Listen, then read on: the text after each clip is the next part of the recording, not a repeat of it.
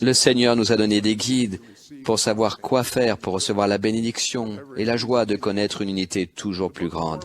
Le livre de Mormon fait le récit d'une période de réussite. C'était à l'époque d'Alma et des eaux de Mormon. Les actions du peuple en ces circonstances difficiles et dangereuses sont pour nous un guide et un encouragement. Tout ce qu'Alma et son peuple ont été inspirés de faire visait à aider le peuple à choisir d'avoir le cœur transformé par l'expiation de Jésus-Christ. C'est la seule manière dont Dieu ne peut accorder la bénédiction de l'unité. Dans Mosia, nous lisons, « Ils furent appelés à partir de ce moment l'Église de Dieu ou l'Église du Christ. Il arriva que quiconque était baptisé par le pouvoir et l'autorité de Dieu était ajouté à son Église.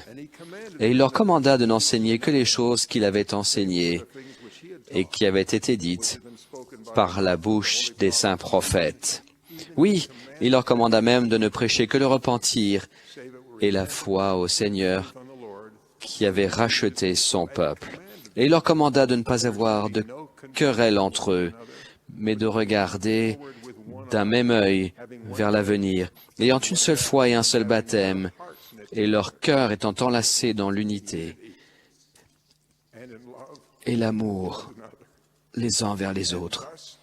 Et c'est ainsi qu'il leur commanda de prêcher, et c'est ainsi qu'ils devinrent les enfants de Dieu. Voilà pourquoi Alma a commandé au peuple d'enseigner la foi et le repentir. Voilà pourquoi mes enfants en sont arrivés à attendre, à chaque leçon de soirée familiale, que je trouve le moyen d'amener quelqu'un à témoigner du Sauveur et de sa mission. C'était parfois nous, parents, de le faire, mais les meilleures soirées, nous trouvions le moyen de recommander à nos enfants de le faire, soit en donnant la leçon, soit en répondant à des questions. Le Saint-Esprit venait confirmer les témoignages du Sauveur qui étaient rendus. Ces soirs-là, nous sentions que nos cœurs étaient enlacés dans l'unité. En plus des ordonnances, des principes que notre peuple suit nous rendent plus unis.